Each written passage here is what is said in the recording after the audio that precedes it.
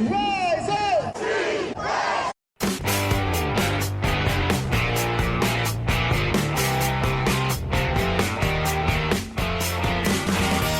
This is the Rise Up See Red podcast, all about the Arizona Cardinals and the NFL, featuring insider and outsider perspectives. Enjoy the best hour of Cardinals talk on the web. Now here are your hosts, Jess Root and Seth Cox.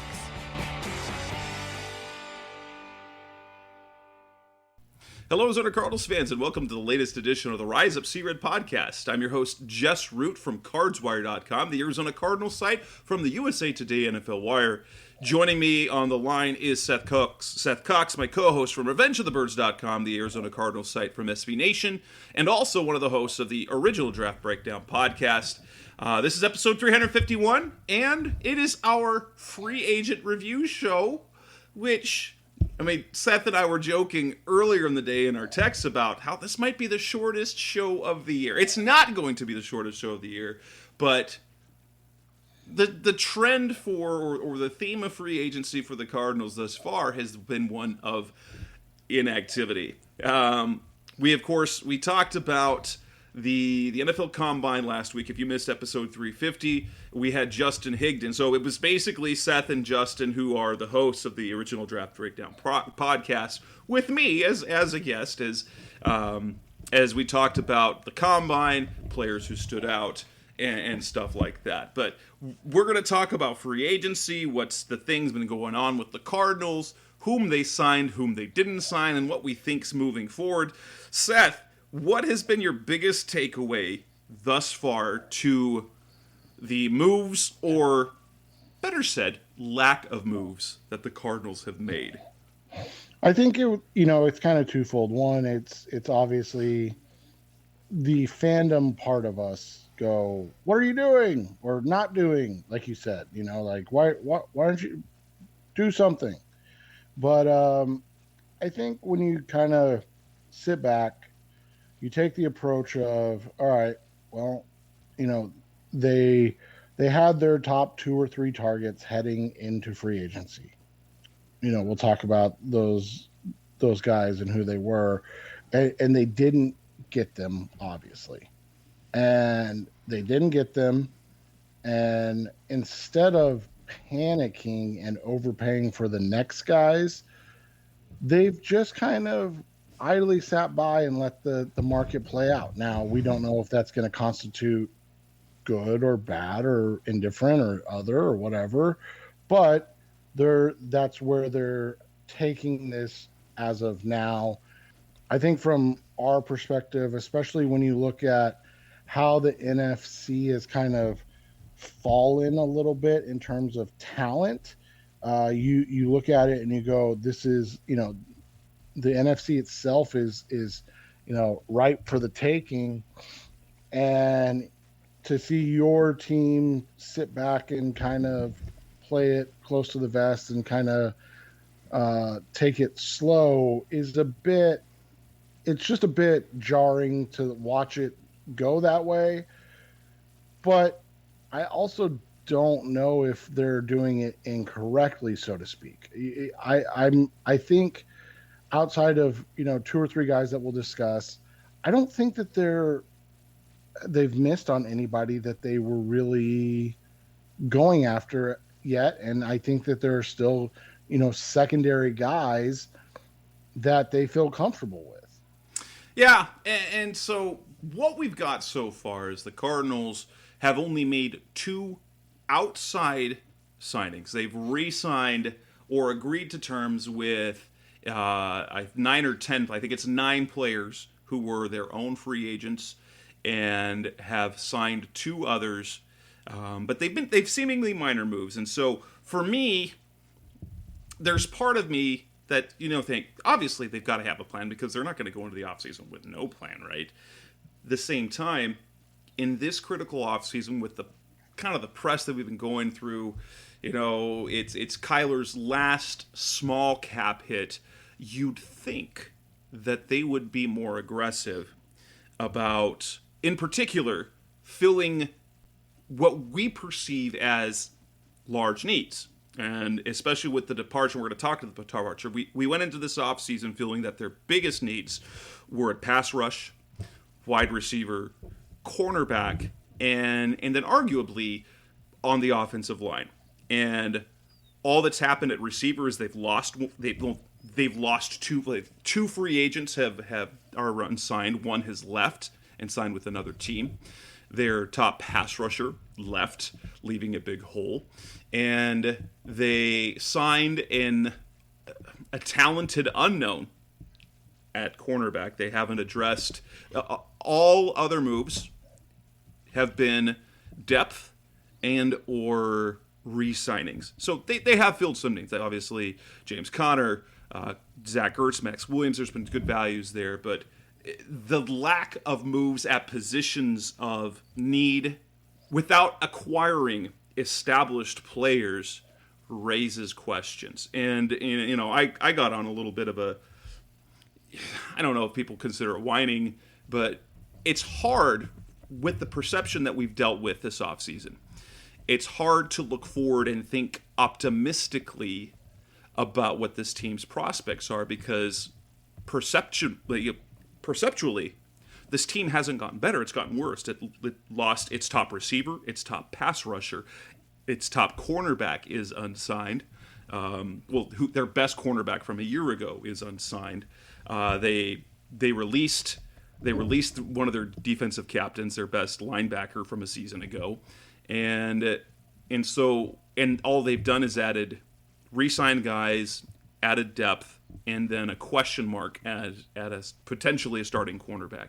And so you look at how things ended last season, and you felt the need that they needed to get better, and they haven't yet. And that's the part that's frustrating, on top of the fact that there's this perceived drama with Kyler Murray, whether the actual drama is drama or if it's just something that we need to talk about that's a little bit of a worry moving forward.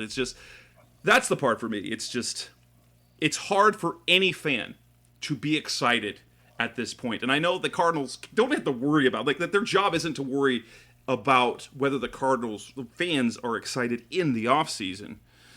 But it's not a good look for a team that's only gotten bad press this offseason.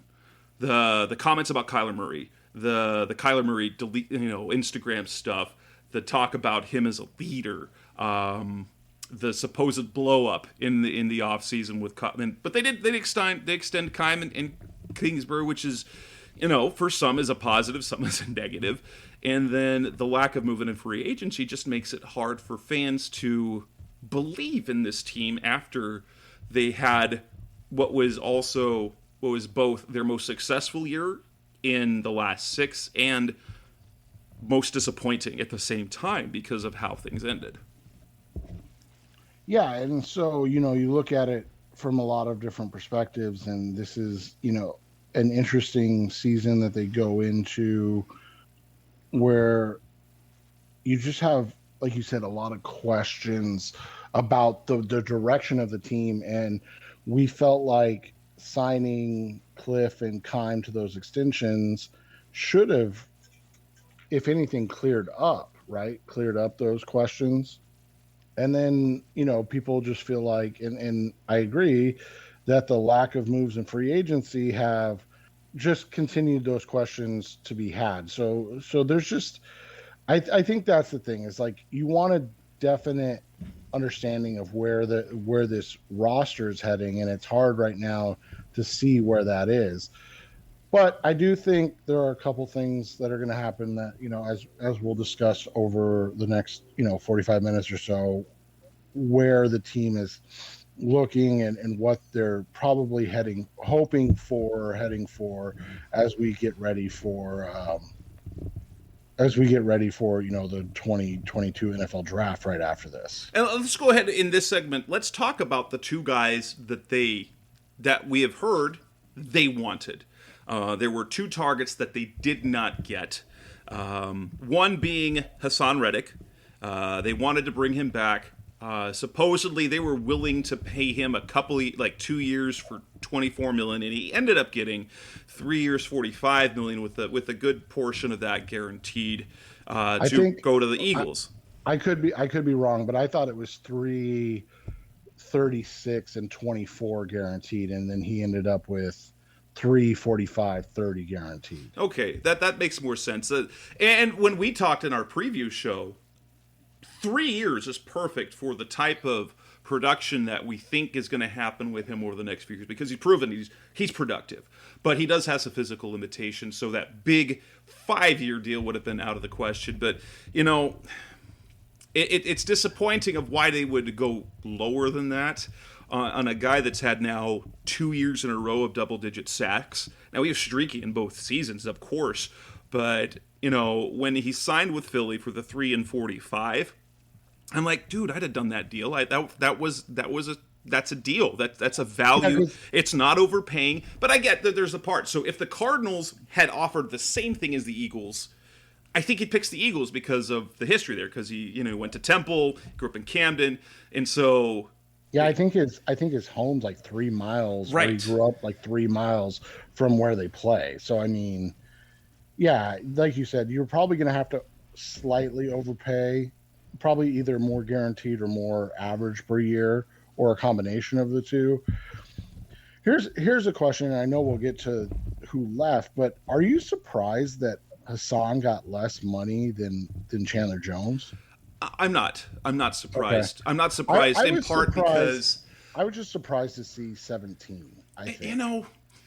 Chandler Jones is at this point in his career, he's a legacy player, and he's still productive. So he's got the Pro Bowls. So in terms of negotiations, he's got the Pro Bowls, he's got the double-digit stats, he's got long-term performance, and a physical build, the physical tools that lend itself to lengthened production in his career. He's got that length as well.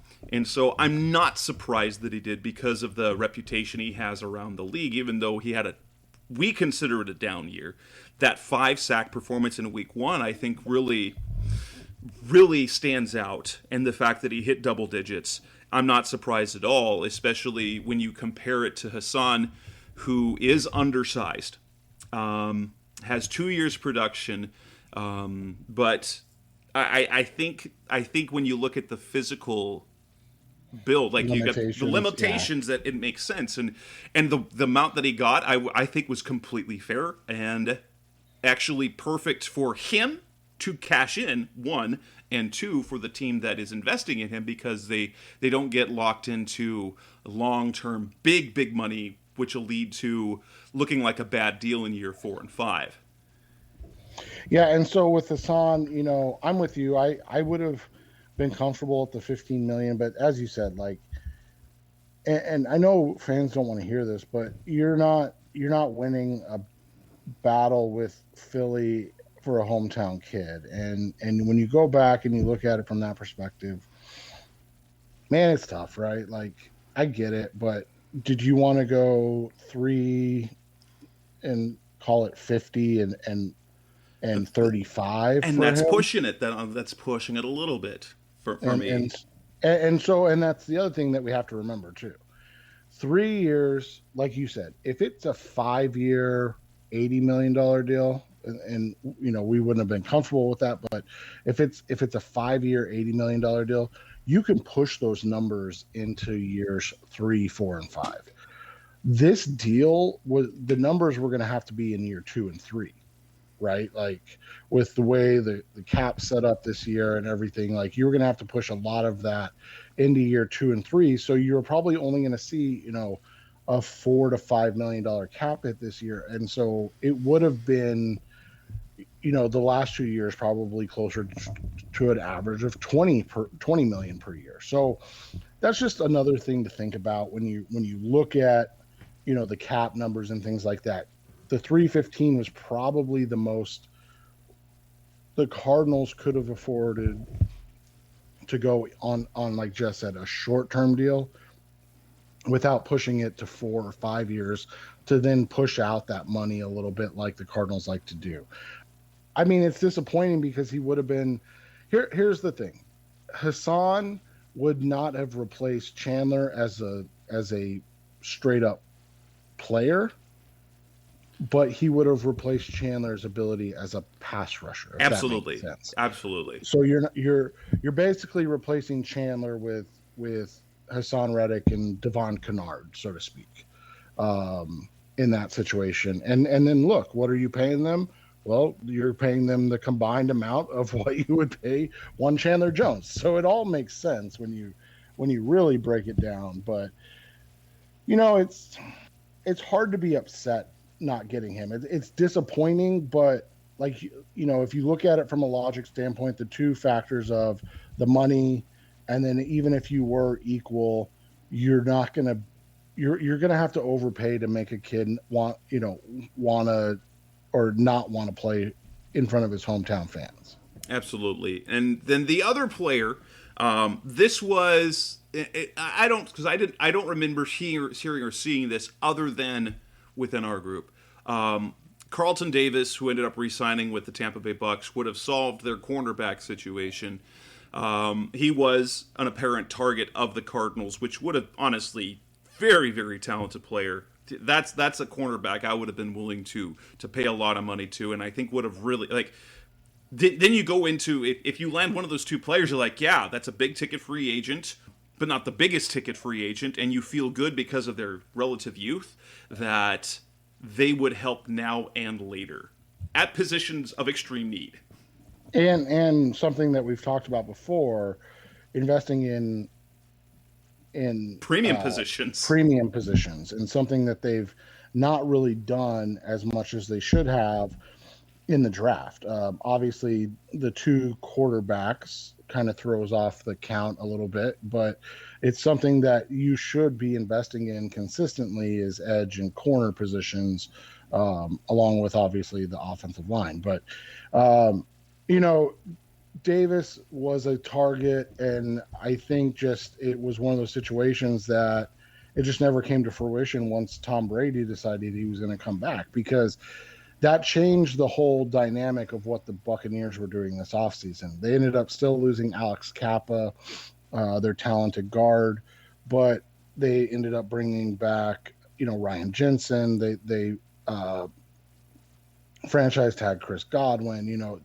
Basically they're getting the band back together for another run. And this season, their belief is partially that they had, two issues in Tampa. Obviously, we all know the Antonio Brown saga, but they dealt with a laundry list of injuries this year.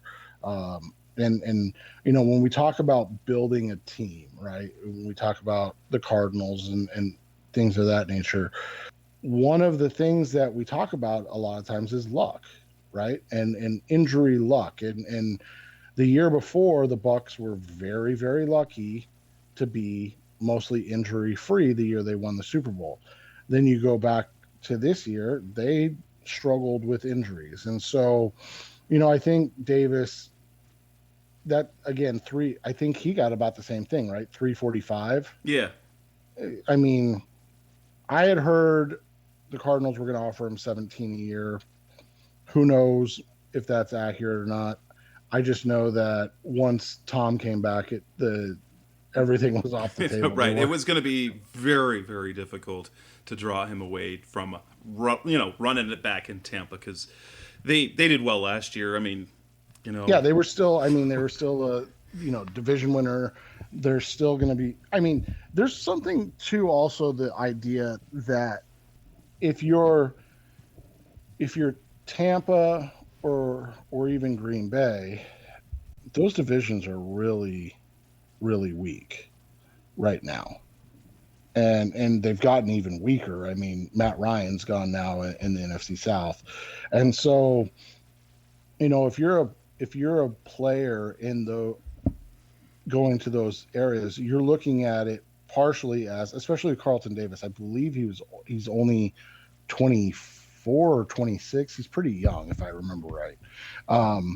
So you sign your deal, you're going to come out and you're still going to be able to go get another, big contract, something that we've seen with corners like this is his year 25 this year. Yes. So he's going to be 28.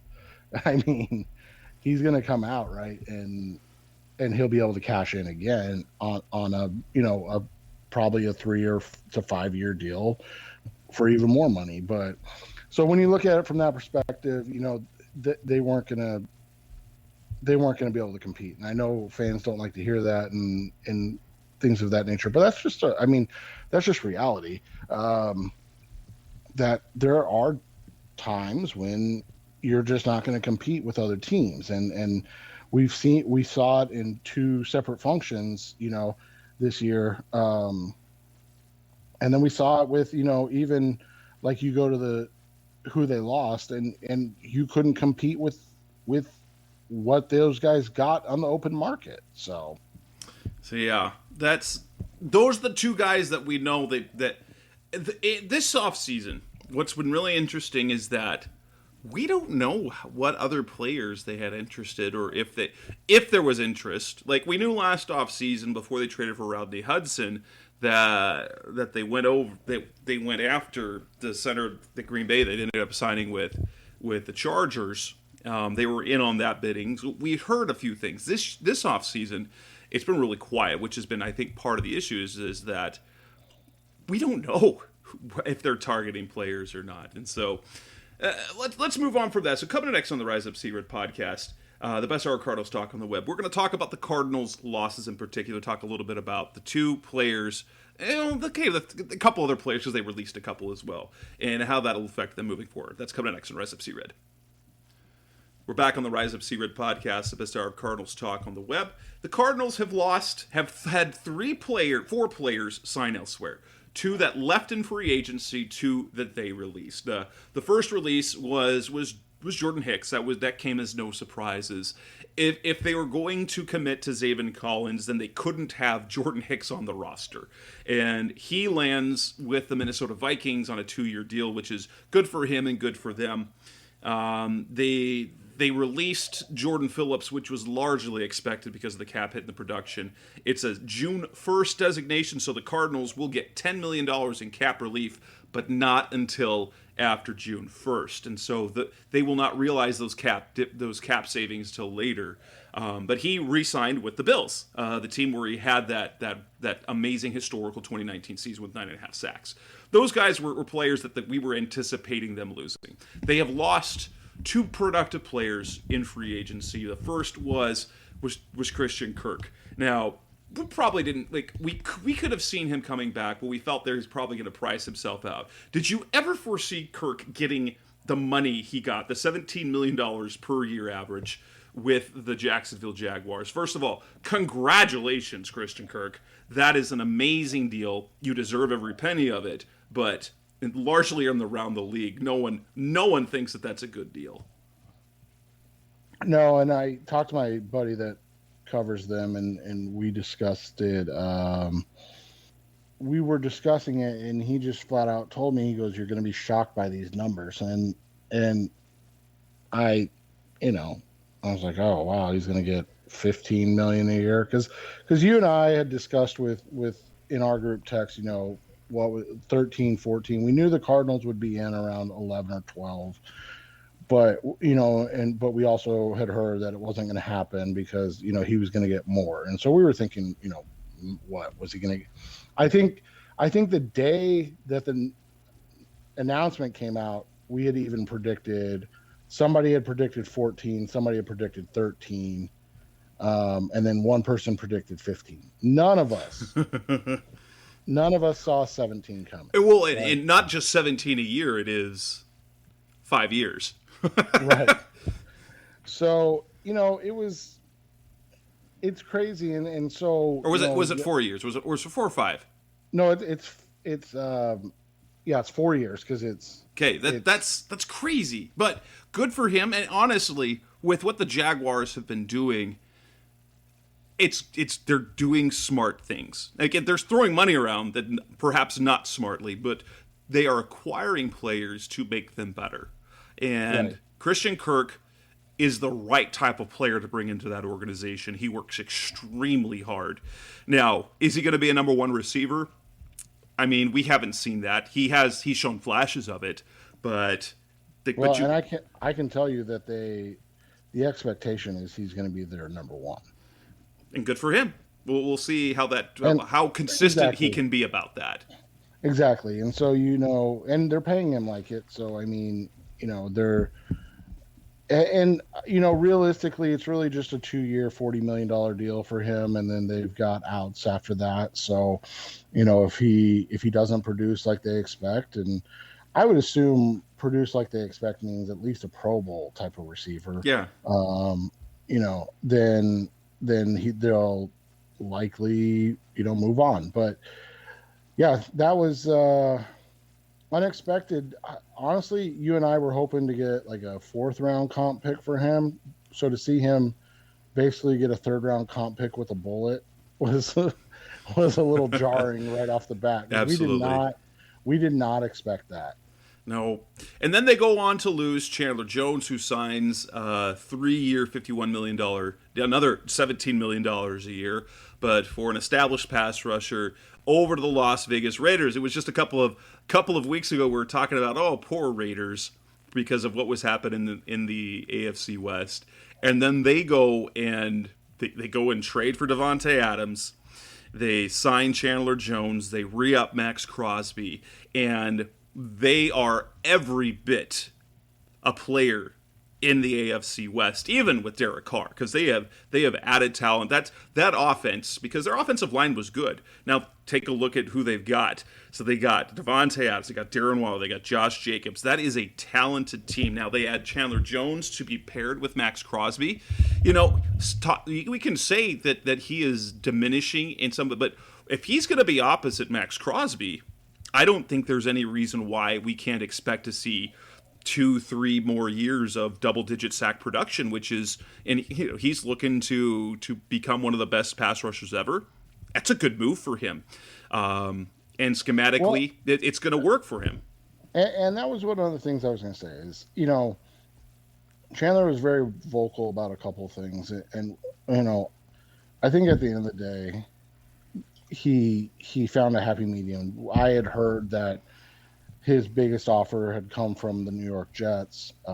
Whether or not that's true, who knows? But I'd heard that they had offered him $18 million a year. So a couple, $3 million more over the course of 3 years. So, for Chandler, I think the rhetoric of playing for a championship was a little stronger. I think he still wanted to be respected and paid. I don't think he wanted to go spend his last productive years in a situation like the Jets. So I think he found the happy medium of a team like the Raiders. And he does have familiarity with the coaching staff, so he's worked with Josh McDaniels and Patrick Graham, and the fact that being paired opposite Max Crosby is fantastic for him. I think that was a big thing for him, and when he talks about the schematic fit, I think that's part of it. I really do think that he would have taken more of a shine to the Cardinals if like Hassan Reddick had been re-signed last year, right? Like to a 3 or 4 year deal last year. And so he was still in the fold. But I think Chandler is, to your point, he's very cerebral about things. And he saw the writing on the wall that in Arizona, if I'm the number one guy, 10 sacks may be my ceiling. Exactly. I may be a guy that isn't able to produce like he wants to at the end of his career, because that's the thing. Remember, like these guys like Strahan and Kevin Green and those guys, they got to be kind of pass rush specialists at the end of their career. Well, and since he, as we mentioned earlier, one of the reasons why he got the big deal is because of the respect he has around the league. Got the Pro Bowls. We know how Pro Bowls go. You have to get to a Pro Bowl first before you can continue to get Pro Bowls. And then as long as you're a productive player at your position, you will continue to get that love. And now in the AFC, because he has that cachet of respect around the league, if he puts up 12 sacks next year, he'll probably be a Pro Bowler again. Right, exactly. And so, like, I think to your point, like, the Max Crosby being across from him, a guy that is a threat to to be kind of a real number one is important to him, because it takes some of the pressure off of Chandler, and they just, quite frankly, never did that for him here. I know bringing in JJ was supposed to help with that, but we knew JJ was kind of not the same guy that he was before, and they didn't end up using him on the edges either. They used him strictly on the interior. And so we'll see. We'll see if the plan works out for Chandler, or if he finessed the Raiders. I mean, that's one of the situations. And we know the Cardinals wanted him back, but we know it was at a cost probably similar to the $15 million a year that Hassan got, and they weren't really going to go over that. And like I said, I think as much as maybe being cheap is being thrown around, and yeah, they probably could have offered an extra couple million, I really do think that a lot of these guys are looking at, especially, you're looking at Christian Kirk, that's probably the payday he's going to get, right? Like, that's going to be the best chance to have this, get a $40 million in guaranteed money. That's probably Chandler Jones's last chance to cash in at $51 million, but also probably the best chance he's going to have to throw another 35 to 40 sacks on his overall resume in a 3-year span. Whereas with the Cardinals, even if they signed him to the exact same deal, he's probably looking closer to 25 to 30 sacks. So you're talking you're talking 10 to 15 more sacks over those 3 seasons, just because they've got another pass rusher in-house. Now, that doesn't mean the Cardinals wouldn't have tried to add another pass rusher, but the devil, knowing that Max Crosby is already a dynamic pass rusher, it's a lot less to worry about for Chandler. Coming up next on the Rise Up See Red podcast, the best of Cardinals talk on the web, we're going to move on and talk about the re-signings. The Cardinals have brought back a number of important players, important and complimentary players. We'll discuss those moves coming up next on the Rise Up See Red. We're back on the Rise Up See Red podcast, the best of Cardinals talk on the web, and the Cardinals have made a lot of moves. They've made a lot of moves. It's just most of them have not been all that exciting, except for the first couple of days. Their 2 big moves in free agency have honestly been their own players. When they re-signed tight end Zach Ertz and running back James Conner, both to 3-year deals that were lucrative for them. Zach Ertz remains a top 10 paid tight end in the NFL, averaging more than $10 million a year, and James Conner gets 3 years and $21 million. I think both were important, and we talked about this before. If there were two skill players that we felt that the Cardinals would focus on, it would be those 2 players, Zach Ertz, because the rapport he had with Kyler Murray and the production he had in 11 games, he tied the franchise record for receptions by a tight end. I will say this: that is an indictment on the Cardinals' tight end position over their history, but. This, you probably say he's going to go down. He's probably going to have a record-setting season for the position. And James Conner, if you were looking at James Conner, I forgot to talk about Chase. Oh my gosh, they lost Chase Edmonds too, and we didn't even discuss him at all in the last segment. But we completely forgot about for Edmonds. They did lose Chase Edmonds to the Miami Dolphins, and he got 2 years, $12 million. And the James Conner they kept. And we said if we had to pick one or the other, I felt Conner was the guy to pick because he brings something different. And his skill set was harder to... It's harder to replicate because he the ability to both make plays in the open field, catch the ball, run with power. You've got a guy who is probably not as good as Chase Edmonds, but the frame and the skill set is much more replaceable with Edmonds. And that might be, Benjamin this year, a guy that Cardinals fans have been waiting to do stuff. But some will say that the Cardinals overpaid for Conner, that no one in the league was going to give him that much money. The 3 years, $21 million is essentially 2 years, $18 million, and basically all of that is guaranteed because of the way the contract is structured. Not his full salary in 2023 is not guaranteed, but because they're paying him like $500,000 as a roster bonus, like the $500,000 of his salary that season is guaranteed.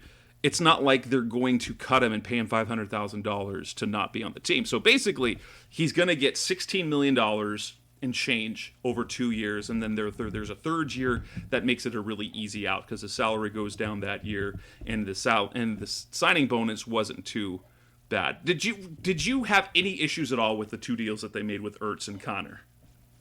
I was surprised what Ertz got, but not overly surprised based off the what was it called? The franchise tag numbers, because Dalton Schultz and Mike Gesicki getting franchise tagged, and David Njoku. Like, why didn't you guys just go pay Zach Ertz? I don't know.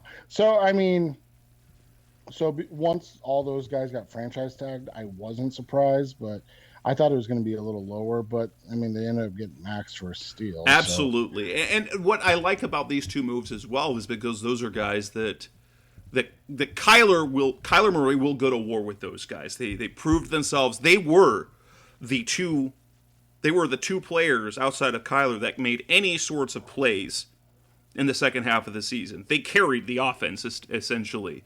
And you get that back next year with DeAndre Hopkins, which is going to be fantastic. I liked the moves. Obviously, Zach Ertz is on the back end of his career, so you wonder about how long the production will go, and particularly the tight end part of things where he has to block. Connor's, there's a little bit of durability history, but as long as they have someone complimentary, it will work. The next guy they re-signed was quarterback. Real quick, go for it. I just wanted to say, we missed on Chase Edmonds, and I'll just say this real quick. One, allegedly they had two contracts out. They had a contract for both Connor and Edmonds, and Connor chose it first.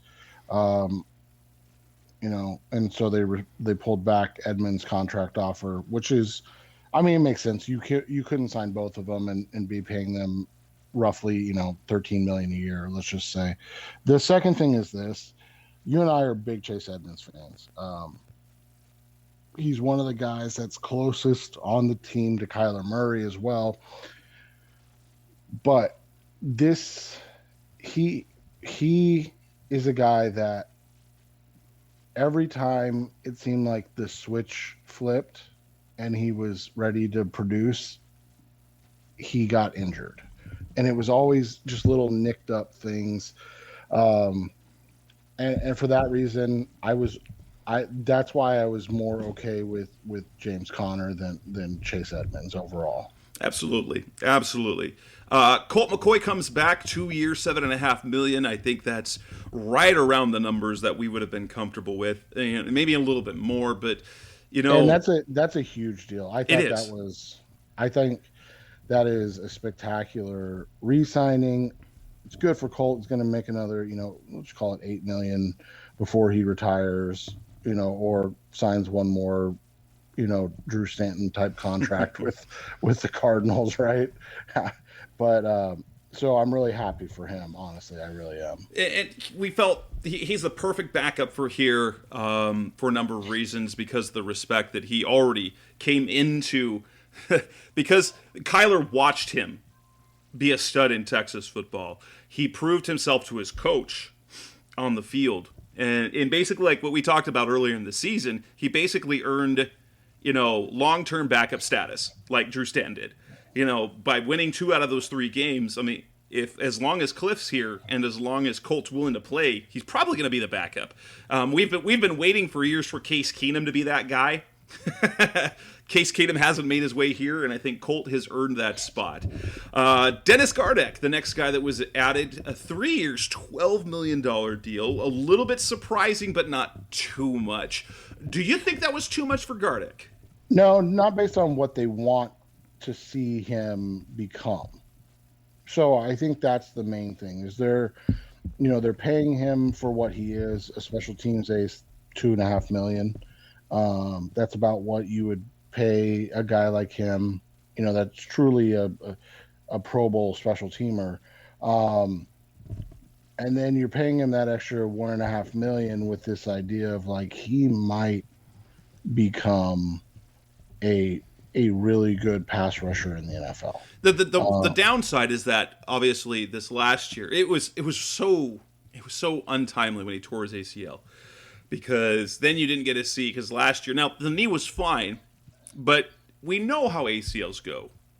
You're not going to really get everything back until about a year and a half, and he probably got his legs under him about mid-season, and he just didn't have the production. He had impact, but he didn't finish. But it would be fantastic. Now, he's probably, because of his size, he is definitely undersized. He's probably not going to be anything more than a package rusher.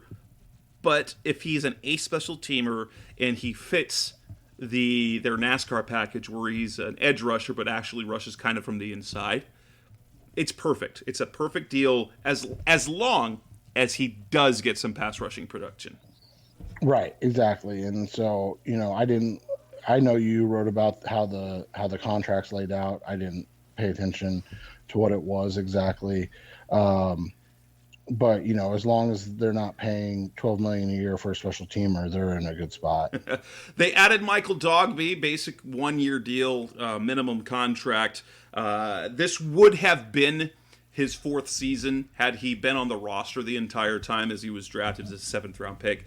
I like the addition. He's going to be a rotational guy, and he's improved a little bit each year. So this year could be I'd love to see him get more of the 25% snaps and get some production instead of a active sometimes with 10 snaps and inactive other times. But it would, because he's a guy I've loved since he was drafted. Those the type of mentality with which he plays. He's the guy that you want on the back end of that rotation, because you're not going to lose any effort, and there's athleticism too. Yeah, and the contract also makes it. I mean, and not to be negative. You're going to be paying someone a minimum salary, right? But the contract also makes it like, hey, we drafted Devontae Wyatt, right, in the first round. Everybody's healthy going out of camp. Okay, sorry, Michael, you're the guy that gets cut. And then, when Zach Allen or Rashard Lawrence or Lecky Fotu hit a 2 to 3 game injury skid, it's like, hey, Michael, we need you back. Yeah. And so that's the perfect contract for him, because like you said, he's a guy you don't mind being on the field, but he's also a guy that hey, okay, we upgraded, we can bring him back when we need to, if we need to, type of thing. It's literally perfect for the Cardinals and him. Max Williams, this for me, I think this might be the best contract that they had, because they get Max Williams back, who is still in the prime of his career in terms of age and physical. He's only 27, right? Right, he is. I think he's going to be 28. He seems like he's been in the year, older. right? But we felt that, and his his projected market value was, what was it, about $6 million, and he comes back on a minimum deal where he's going to get about $1.25 million, and only going to count $900,000 against the cap as a veteran salary benefit, and that's the best deal that they've made, because now I'm going to say it. I think with Ertz and Williams, they have the best duo of tight ends that the Cardinals have had in Arizona since Rob Awalt and Jay Novacek, and those guys hadn't really emerged at all. They eventually were pretty, Jay Novacek was fantastic with the Cowboys. Awalt was also fairly productive. There were high hopes for him. But the Cardinals have not had a 1-2 punch of tight ends that have been this good, I don't think, ever. And no, I would 100% agree with that. And it's going to be interesting to see how they're used, because with both of them, and I know Max not making that much money, you feel like they're almost like Cliff is changing his base philosophy, because you've got 2 tight ends, you've got a big back in James Conner, and they don't really have any receivers. Honestly, I don't know if we will see 10 personnel hardly at all this year, because they're not going to take Ertz off the field, and I think they're going to use a lot of 12 personnel. And so maybe the lack of receiver targeting in free agency is because maybe we're going to see a slight shift in how they run the offense next year. Yeah, it possibly could be, and the names, even the names that we've heard mentioned here and there, it's not like any of those guys are going to move the needle to the point where you're like, hey, let's get a Max Williams off the field. You know what I'm saying? Like, it's not like we were hearing they were going to go get Devontae Adams, right? Like, um, or even an Allen Robinson. Like at the end of the day, some of the names we've heard and we'll bring up at the end are guys that are good football players, excellent receivers, but they're guys that, as you said, maybe the idea is that you've got Zach and Max with Rondell outside and Hop outside, and so you're going too tight, too wide, single back, and then your five linemen and your quarterback, and maybe that's what they're looking at as their base more. And then when they do bring in a guy, it'll bring like, hey, we're going to take Max off the field here, and slide Rondell into the slot, and then put one of these guys out wide. They also brought back their special teams battery, long snapper Aaron Brewer, punter Andy Lee. That just makes sense based on what they want to accomplish this year. Matt Prater was nearly unstoppable when both of those guys were on the field with him, and less impressive when they weren't. Right. And then they brought back Zeke Turner as well. Another core special teamer. Special teamer who, what I like about him as depth on defense is because he is a former defensive back, he played safety at Washington, and we've seen it kind of in training camp and in the preseason, if there's ever a time where Simmons comes out, yeah, Zeke can do some of the same things. Not at the same level, but he has the same sort of coverage skills. Right. He's a 75% Simmons, and that's fine for, 3 to 6 plays a game, basically.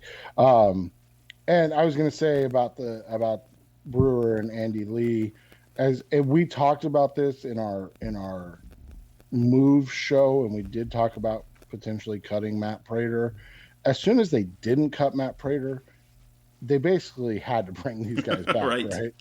Like, you didn't want the train wreck of not having these guys that we saw. Like you said, Prater was literally an all-pro kicker when those guys were there. He was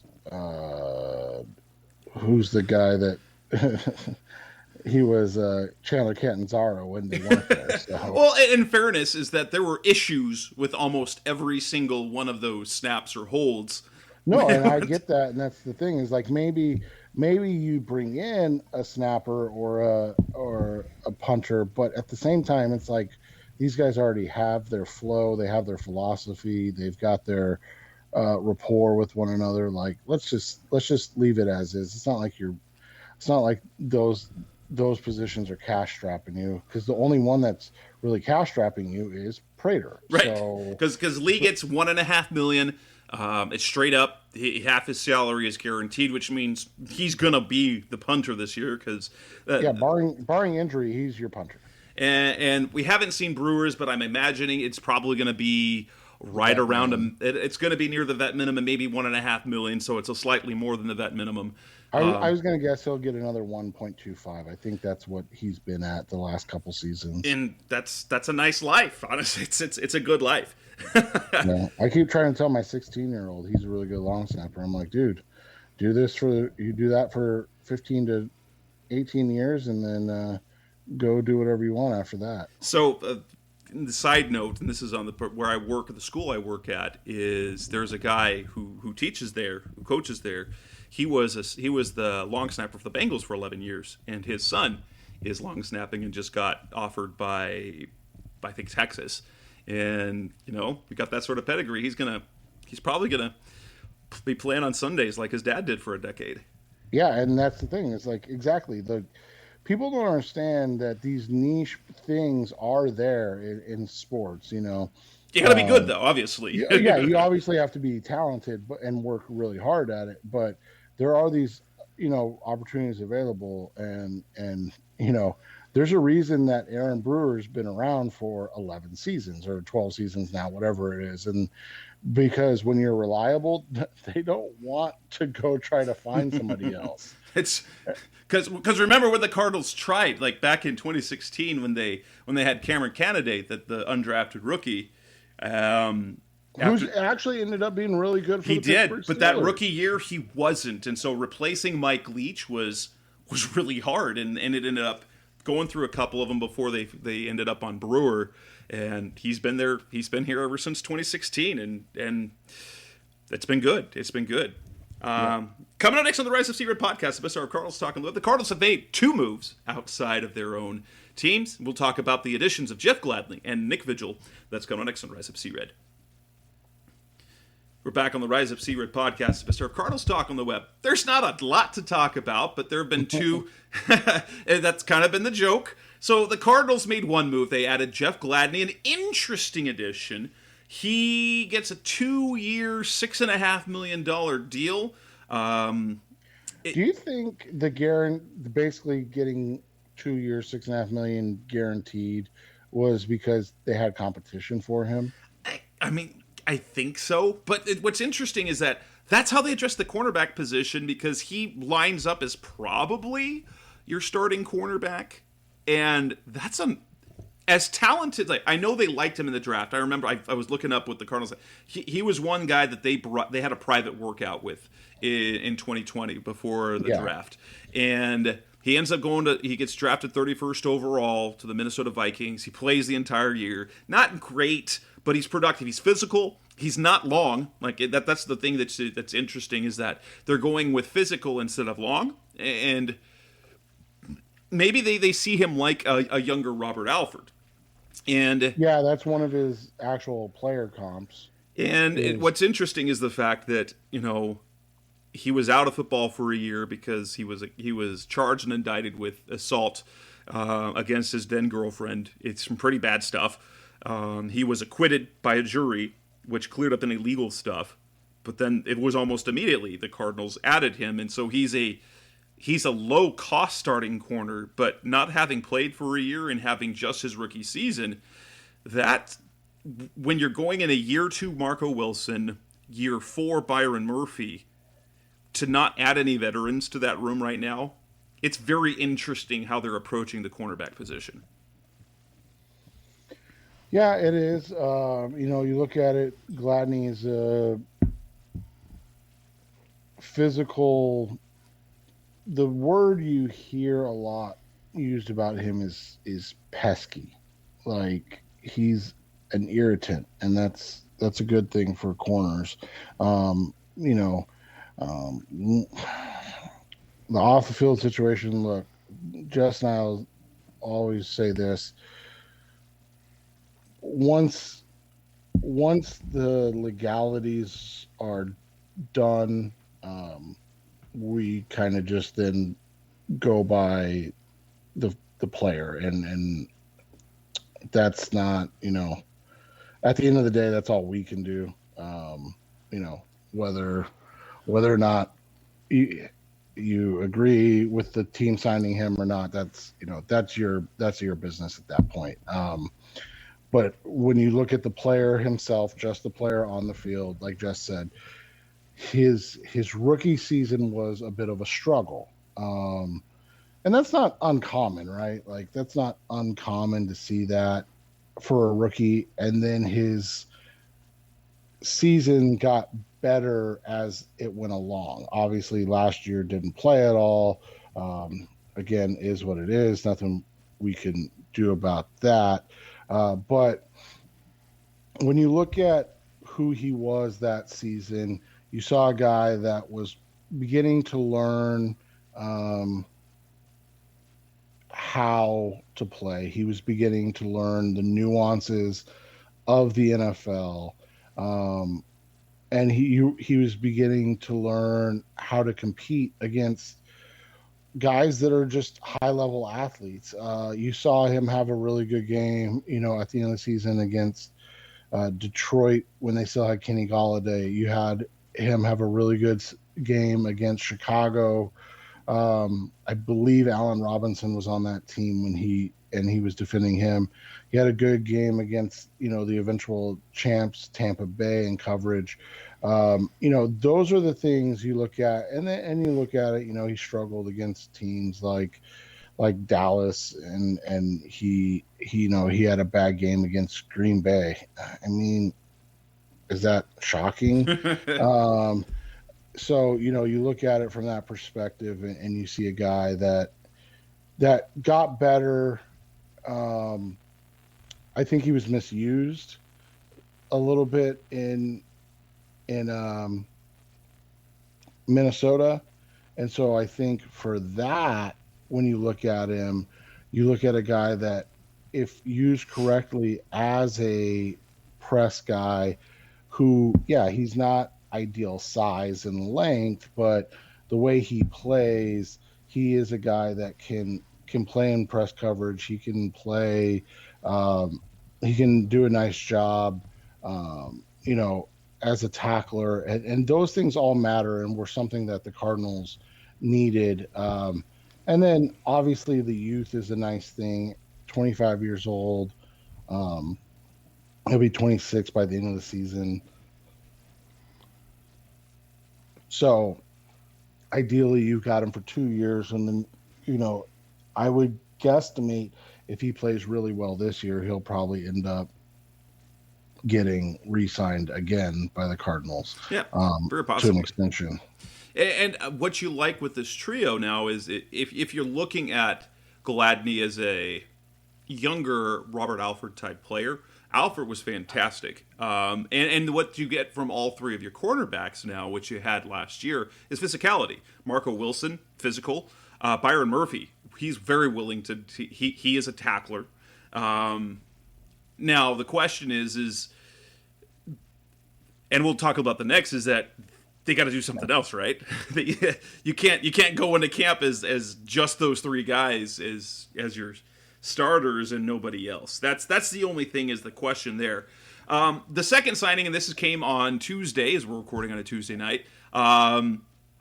Of all the signings that I was surprised at, it was Nick Vigil, who is a veteran veteran off-the-ball linebacker, played for the Bengals, played for the Chargers, played for the Vikings last year. Cardinals fans, you might remember Nick Vigil as the guy who picked off Kyler Murray in Week 2 in that second half, had that pick six. That was probably his highlight of the year. He had 80-something tackles last year. He's had as many as 111 tackles. He's versatile. He gives you starting, but if you're replacing, I kind of like I like the move as a depth move, because if you're going to commit to Zaven Collins and Isaiah Simmons, you do want someone behind him for injury purpose. You always like to have some depth, veteran depth, who's had starting experience.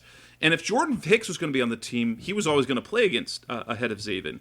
Vigil, who comes in as a new guy, who has both been a starter and been a rotational guy, he hedges that, so if one of those two guys gets hurt, he can play.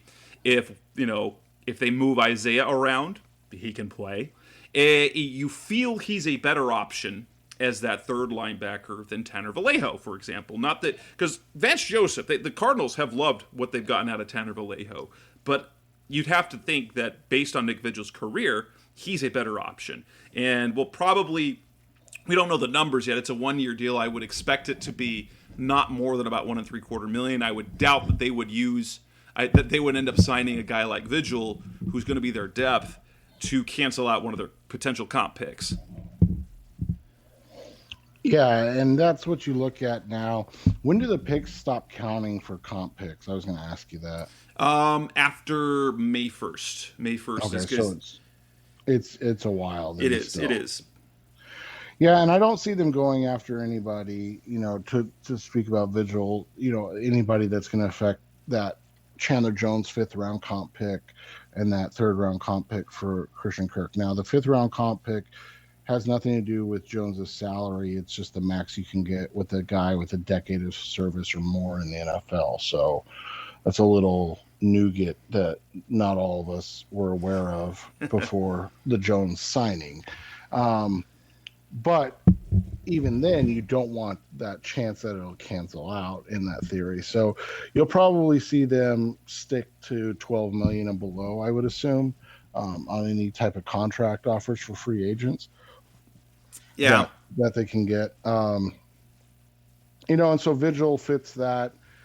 He's better than Hicks as a coverage guy and a blitzer and worse against the run. I mean, so take for that what you will. But yeah, they couldn't really get worse against the run, so I don't think adding Vigil is going to change. Yeah, the only thing, like my reaction, I think, oh, they signed a player in a position they don't need. Obviously, it's a good signing, I think, especially if the contract comes in at $1.5 to $1.75 million to get veteran depth who can play you can get starting caliber production. That's fantastic. It just, the disappointment comes is that when you see a signing, it's not at any of the positions that you think they need. They need a receiver, they need a pass rusher. We've been talking about them needing an offensive lineman. We've been talking about them needing another cornerback. It doesn't address any of those positions, and it addresses a position where they already have their starters filled. So, as a depth, it's a fine start. Disappointing at this point, absolutely, because there's no flash, it's just, and for us, there's no content. What are you going to talk about Nick Vigil for? Yeah, and that's the thing is, I mean, Vigil's a nice guy. He's a good backup in the NFL. He's basically the Colt McCoy of linebackers. Let's put it that way. That sounds good. And we like Colt McCoy. Everyone likes Colt McCoy. All right, so coming up next on the Rise Up Secret podcast, the best our Cardinals talk on the web, we will wrap up talking about what should or what could be coming in the offseason in free agency still, since, the Cardinals haven't done much. What's coming next? That's coming up next on Rise Up C-Red. We're back on the Rise Up C-Red podcast, the best our Cardinals talk on the web. The Cardinals have not done anything to address the pass rush, the receiver, the offensive line. They have filled needs. They took care of the running back position. They've more than taken care of the tight end position. They've taken care of backup quarterback. They took care of special teams. They brought back almost all of their core special teamers. We're going to see what happens with guys like Charles Washington and Chris Banjo. Those guys usually come back in I think it's June. Yeah, they'll be later, maybe April, June, just to see what's out there first. They're the last guys that they end up signing. I don't know if Banjo will be back. I would expect probably Charles Washington.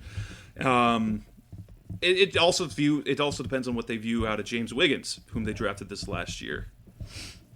But what do you see what do you see happening between now and the draft when it comes to free agency? Are they going to stand pat at offensive line at right guard? I mean, that's the one position we thought that they might try to upgrade, and they haven't. Now, granted, they've got Josh Jones, and they've got Justin Murray returning. Max Garcia is a free agent. I mean, they could run it back with those guys, but didn't you think that they were going to do something more? So we talked about at the beginning of the show, they had this idea with Hassan Reddick and Carlton Davis. I don't know if they would have signed both. Let's just say that Hassan agreed. Do you think they would have signed two guys? I think they would have only signed one, but what do I know? And so I think when you look at it, you wrote a little bit about it today. The names aren't sexy that are left, and I think that's what bothers a lot of people. You look at it, you've got the best name available still as an edge is Jadeveon Clowney. Clowney's got, I think, a 2 year, 2.5 or 2 years, $25 million. Thank you. Dollar deal on the table from Cleveland right now. He's weighing that. And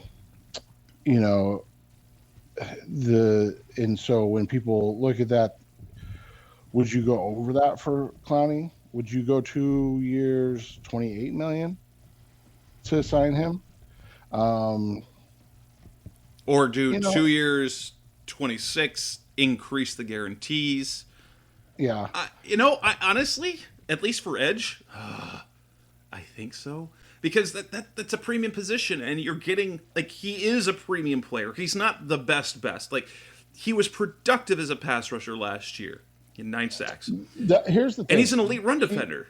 Right. He's going to 100% make their run defense better. He is going to, he's going to straight up be better than Chandler Jones at that situation.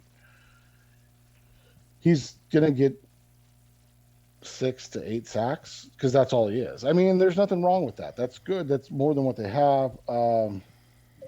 And so, then you look at it. I like Trey Flowers from Detroit. He's coming off a big, so he might be a guy that's willing to do a 1-year type of deal.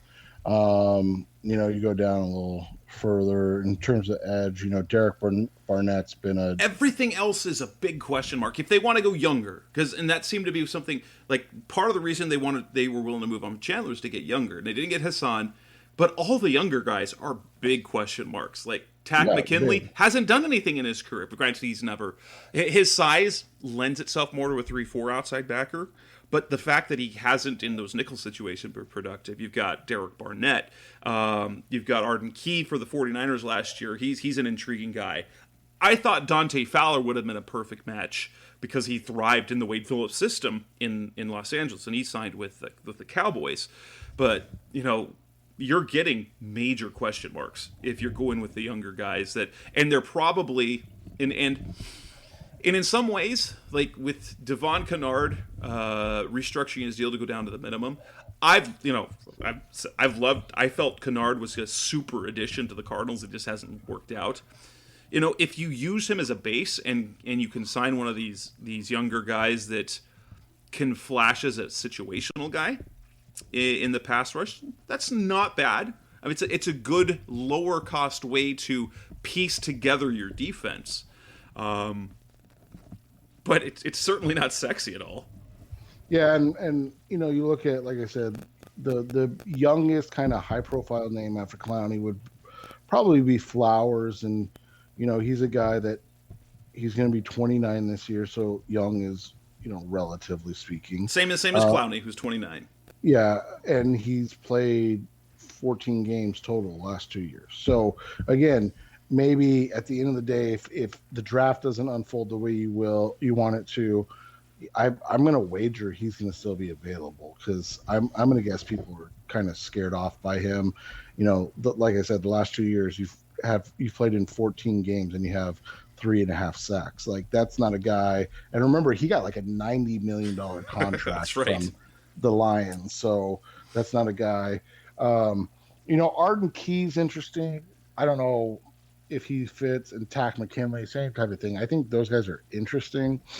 I don't know if they're worth, anything more than, like we said, like a May kind of throw out the wall type of thing. I know guys want wide receivers. We've heard rumblings that they were interested in Odell Beckham Jr. The injury just makes it really hard because you're going to get almost nothing out of him. Well, and it makes me wonder if, like, kind of your hypothesis is right about the changing of the offense, because then you bring in Odell as kind of that outside deep threat guy, and you can ease him into the offense, and you're not looking for him to just kind of be the guy in the offense, right? And so other names that have come up are Will Fuller and who's the kid out of Green Bay that's name's escaping me, Marquez Valdez-Scantling. Then there's the exciting name, and Julio Jones is kind of like your AJ Green, only that durability is an issue, but AJ Green had a fantastic year. That Hop would love to have Julio as a teammate. The fact he missed all those games last year makes it questionable. Heck, you could bring back AJ Green, but there's nothing exciting out there. And to be fair, there really wasn't. I mean, when Christian Kirk is the highest paid free agent, I do wonder if you could maybe go after like a Kenny Golladay in a trade situation, depending on what the Giants do, like if they end up using one of their picks on a wide receiver. But I mean, for the most part, yeah, again, wide receiver, you're looking at guys that are going to be outside kind of threats that are upgrades over AJ Green. And you look at the list, and like I said, Odell, okay, yeah, maybe in the back half of the season. Will Fuller, Will Fuller.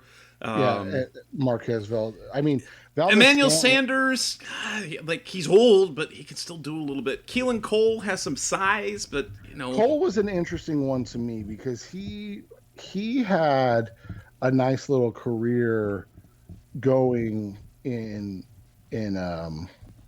Jacksonville, right? And then I think he got injured, didn't he?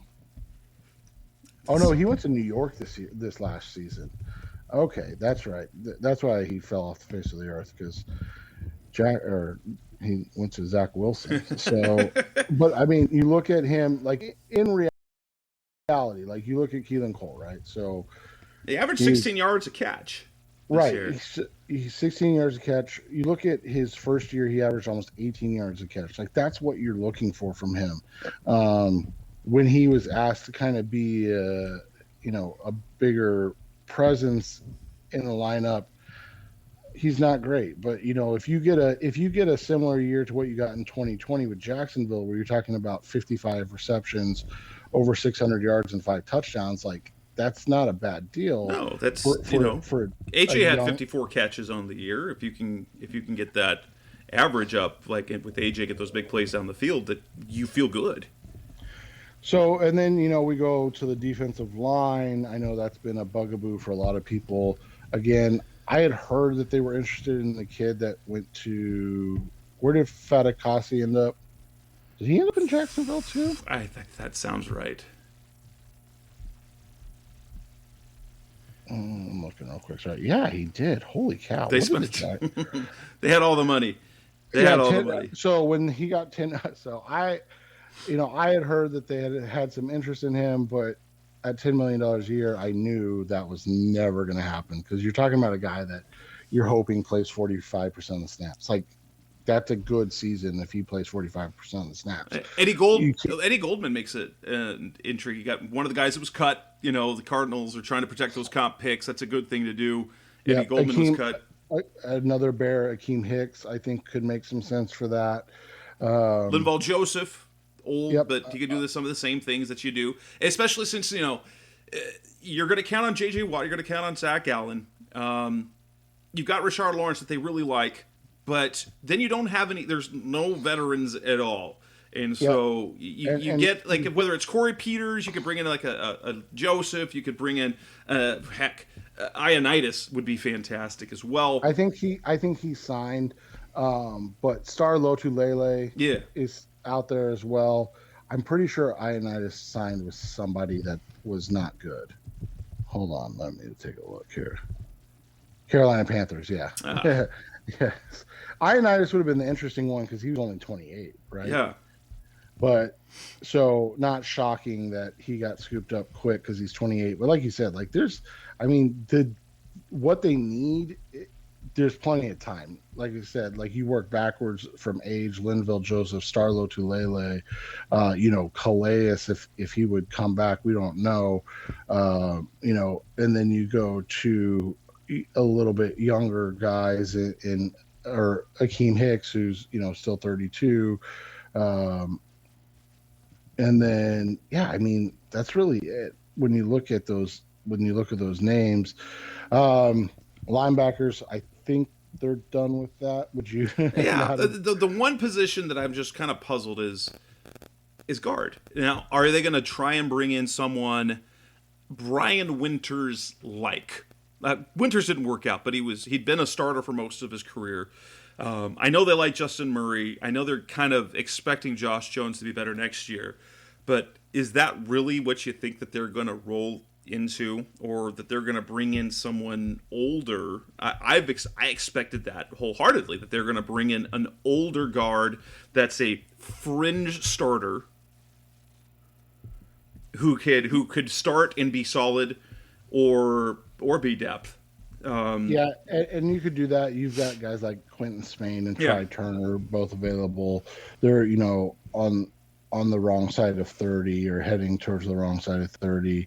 Both those guys are, would make sense because there hasn't been a ton of movement on them right now. I think, a guy like Spain would be interesting. He started 16 games last year for the Bengals, and they've been really kind of keen on upgrading their O-line. So, that's what you have to remember. Is there not a fit because he's not an upgrade? Here's what I'll say, and you and I have talked about it off the air. DJ Humphries had that light go on after his third year, I believe it was. Yeah. Where he started to go work out. Was he with LaCharles too? He was, yes. Yeah, so DJ Humphries went and worked out with LaCharles Bentley and really kind of came into his own after that. I still don't know who it is. And I'm kind of still looking through it. But I've heard that, or we know that Josh Jones is working out with somebody right now. I think he's also working out with LaCharles Bentley. And so that's the thing, is like one of the things that people have to understand right now with the way that the NFL is set up, because this is what the veterans wanted, and they didn't want to have long off seasons. They wanted to be able to,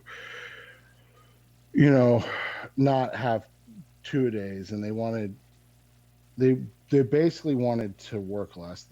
That pulls away from the young guys and the rookies' ability to be taught and time, spent teaching things. And so it falls to the players themselves. And you think, or you're seeing a guy like Jones take that same approach that worked for Humphrey. So we're hoping, and I think the Cardinals are as well, that they'll see that same kind of jump. And if that's their idea, then yeah, maybe even like a Quentin Spain is too rich for their blood, right? And heck, they might end up just running it back with Max Garcia, a guy that they love him. I mean, and Max Garcia was a Pro Bowl alternate, which is an interesting thing that happened. He was a Pro Bowl alternate. Sean Kugler loves him. And if it ends up being that Max has to start half this season, maybe you're not too bad off, because if you have to have him start for 6 to 8 games rather than 12 to 13, perhaps the level of play remains high. Yeah, and I think that's a fair thing. And so I know fans wanted a definitive upgrade, but I mean, they were never going to get Brandon Scherf. And then after that, who are the guards that you're like, this guy is? What happened with Will Hernandez? I remember raving about him coming out of the draft. So he's never really developed into the player, and he's got kind of and I think we even saw it when they played the Cardinals. He's got kind of a cheap shot streak that turns teams off because the juice isn't necessarily worth the squeeze, so to speak. Like, for a Richie Incognito, because he was coached by Cooler. Yeah. So you would expect if they wanted him, they could go after him, right? Yeah. And you just haven't heard anything. I think his time in New York really set a lot of people on him, which is unfortunate, because coming out, you felt like he was that guy, that next guy, like who's the Joel Bitonio type, right? Yeah. And he got drafted in that same range, and he just never turned into it. So the skills are there, so maybe you go back and you grab him and you see if he turns into one. But for the most part, this isn't a surprise that he's not really been the guy that everybody had hoped to see. Oh. And with that, that will wrap up this edition of the Rise Up C-Red podcast. We are going to take next week off, unless there is major news before then. The plan is we will take next week off and then hit the draft throughout April and prepare for that. So we've wrapped up free agency. This is episode 351. We'll be back in 2 weeks. That's Seth Cox. I'm Jess Root. This is the Rise Up C-Red podcast. Thanks for listening, as always. Thanks for listening to the latest edition of the Rise Up C-Red podcast. Listen to previous episodes and subscribe to the show on Apple Podcasts, Stitcher Radio, Audioboom, or many other podcast platforms so shows are delivered directly to your mobile device. Please give the show a 5-star rating and always support the sponsors who support the show. We'll be back soon for the best hour of Cardinals talk on the web. Rise up, Red C, be Red C-Red, and of course, Rise up C-Red.